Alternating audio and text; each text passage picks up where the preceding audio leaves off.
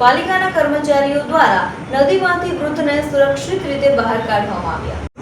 લાઠીના ગાગડિયા નદીમાં વૃદ્ધ ફસાયા હતા. સેતાપાટી નજીક આવેલ નદીના પુલ પાસેથી વૃદ્ધને નદીના પાણીમાં જોઈ જતા રેસ્ક્યુ કરવામાં આવ્યું હતું. મોટી દુર્ઘટના બનતી અટકી હતી. પાલિકાના કર્મચારીઓ દ્વારા નદીમાંથી વૃદ્ધને સુરક્ષિત બહાર કાઢવામાં આવ્યા હતા. પાલિકા કર્મચારી અલ્પેશભાઈ ડાંગર, મહેન્દ્રભાઈ બાલોખિયા, મુન્નાભાઈ સરલિયા સહિત દ્વારા રેસ્ક્યુ કરી બહાર કાઢવામાં આવ્યા હતા.